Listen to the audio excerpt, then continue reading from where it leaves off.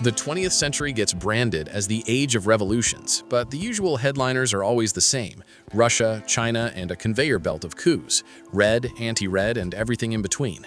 Meanwhile, one major country went through 3 revolutions in a single century, and not the cute academic kind. Think CIA and MI6 games, World War II fallout, and a region where one wrong move instantly becomes international politics. That country is Iran. And in the next couple of minutes, I'm going to lay out why Iran's 20th century reads less like history and more like a thriller. You're watching Secret Chapters. Drop a like and let's dive in. Iran walked into the new century basically half-collapsed. Yes, there was the Qajar dynasty on the throne, a line that had been ruling for centuries, rare longevity for that era. But beyond the "we've been here forever" badge, the state had almost nothing going for it. The entire 1800s, when the country was still commonly called Persia, were the great game in its purest form. Britain and Russia treating the place like a chessboard. Persia got crushed in the Russo-Persian War by 1828, then took another hit in the Anglo-Persian War of 1857. And the losses weren't symbolic. Territories bled away. Modern Azerbaijan, Eastern Armenia, Georgia, Turkmenistan, parts of Afghanistan, Bahrain, and plenty more. But empires don't only take land, they take the machinery of a country. In 1890, Persia effectively handed a British businessman, Gerald Talbot, a monopoly over the nation's tobacco. In 1901, the same pattern hit oil. The resource that should have been a lifeline turned into a deal where Persia got pocket change. And to keep the lights on, the state leaned on loans from the Russian Empire, loans that in practice came with a remote control for Persia's budget. By 1907, it got even more shameless. Britain and Russia openly split Persia into spheres of influence like a colony.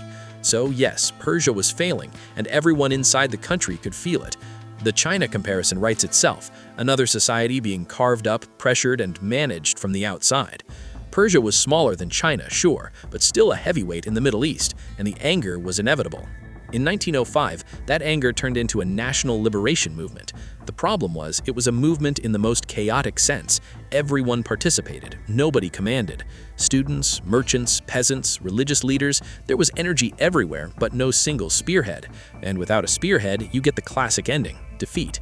The Qajars stayed, helped back into place by Russia and Britain, who suddenly found common ground. Logical for them, infuriating for ordinary Persians, because World War I exposed the whole neutral country myth. Officially, Persia was neutral. In real life, Russian and British forces treated it like a corridor and a resource depot while fighting the Ottomans.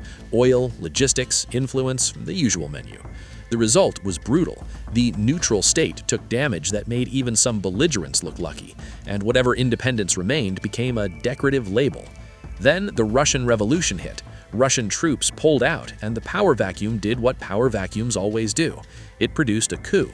The Qajar dynasty, already weak, got pushed aside, and Reza Khan rose up. Britain didn't exactly watch from the sidelines. Supporting him was a clean way to block Soviet influence and keep its grip on Persian oil and resources.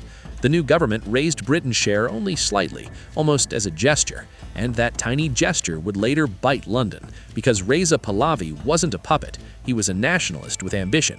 In 1935, he demanded the world stop calling the country Persia and use Iran, the name the country used for itself. The state leaned into the language of empire, and more importantly, it started looking for ways to balance British pressure by bringing other powers into the equation. Germany, France, and Italy showed up in Iran not with flags, but with engineers. Railways, specialists, education reforms, the whole country was drifting towards something rare for that era: real independence. And then World War II arrived, and Iran's resources turned the country into a prize again. Reza Shah Pahlavi tried the classic move, declared Iran neutral, and told Britain and the USSR they weren't parking armies on his land. The reply was basically cute. On August 25, 1941, Iran was occupied the old-fashioned way: the Soviets in the north, the British in the south. Officially, Reza Shah was forced out for ties to Germany. In practice, the major powers didn't care about accusations. They cared about routes, oil, and control. Iran's independence project simply got run over. But history loves ugly trade-offs.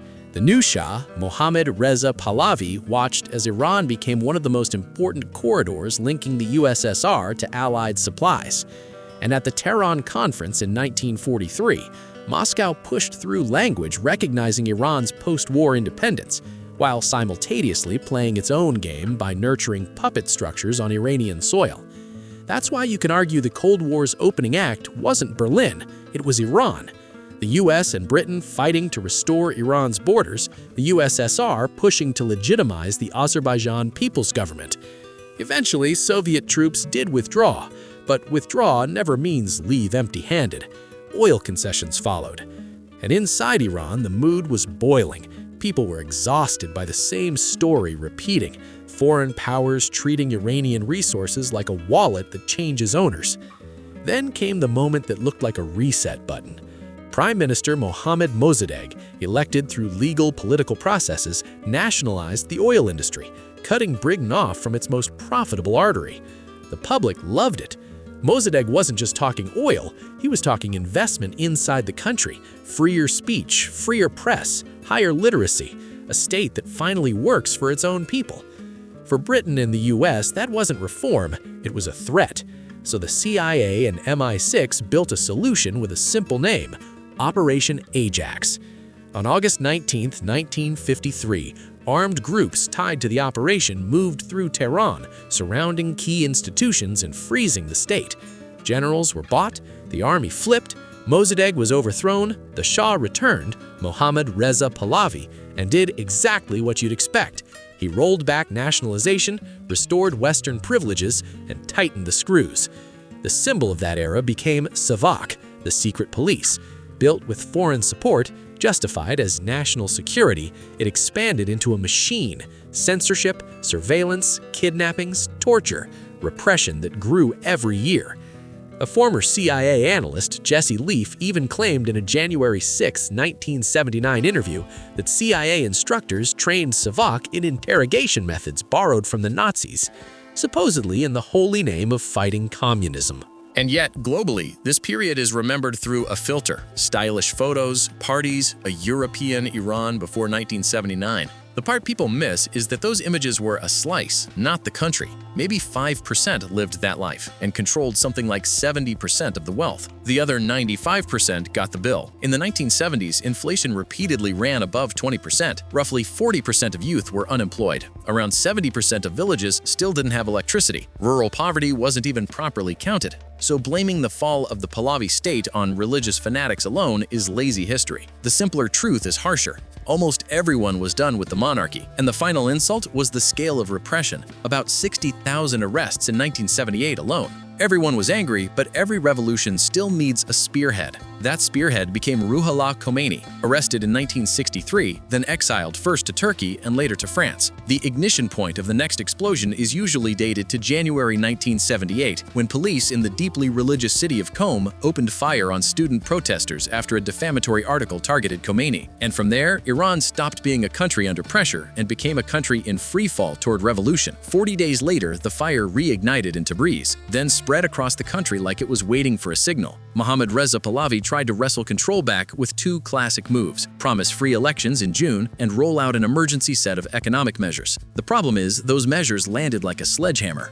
Layoffs exploded, workers flooded into the streets, and the protests stopped being a student wave and turned into a national shutdown. The irony was brutal. Savak's violence wasn't happening in the shadows anymore. Western media was covering it, and Jimmy Carter wasn't about to be seen openly propping up a monarchy drowning in repression, especially with critics at home ready to tear him apart. Declassified State Department notes later made it sound even colder. By then, American officials were already describing the revolution as inevitable. Then came September 8, 1978, Black Friday. The Shah didn't just lose momentum, he lost the steering wheel. Mass demonstrations ended with hundreds killed and wounded. And after that, the opposition finally stopped acting like scattered islands. They rallied around Ruhollah Khomeini. Coordinated strikes rolled in, and Iran's industry began to stall as if someone cut the power. On January 16, 1979, the Shah fled the country. Khomeini, meanwhile, returned from exile, into a state already collapsing into a new order. A lot of what people were demanding echoed Mossadegh's old language and old dreams: national dignity, sovereignty, a country that isn't run like a resource warehouse for outsiders, even though Mossadegh himself had been dead since 1967. Then, the revolution formalized itself fast. On March 30, 1979, Iran held a referendum with one question on the ballot: Do you accept an Islamic Republic? Plenty of people rejected the wording and boycotted it, but the numbers still came out heavy. Around 20 million votes cast out of a 37 million population, and a 98% yes. On April 1st, 1979, the Islamic Republic of Iran was declared. Soon after, a new constitution set the structure. Ultimate authority concentrated in the clergy under the figure of the imam, while day-to-day political power ran through the president, the majlis, and the prime minister. Communism and capitalism were both rejected as official directions, and Iran declared a third route, an Islamic path. For neighboring regimes, that sounded like a contagion. They feared the export of revolution, the same way governments once feared the Soviet model spreading beyond its borders. Tensions eventually detonated into open war when Saddam Hussein invaded Iran, starting the Iran-Iraq War from 1980 to 1988. Around the same period came the hostage crisis at the U.S. Embassy in Tehran, an episode popular culture remembers through Argo. And after that, you're already in today's politics, where every sentence turns into a minefield. So we'll stop here. If you've got ideas for what myth, coup, or history textbook lie you want next, drop it in the comments. Like and subscribe if the episode hit. New video soon.